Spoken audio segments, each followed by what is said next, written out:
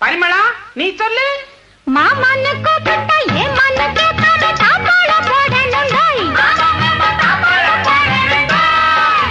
மானன்னு தேனின்னு மல்லிகை பூ வச்சு மாரோட சாய்க்கணுண்டாய்.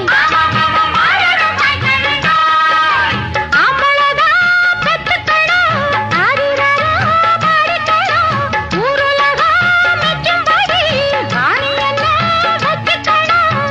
எல்லாம் சரி பரிமளா, முக்கியமான ஒண்ணு விட்டுட்டியே. எது? ஒரு வெப்பட்டி கிப்பட்டி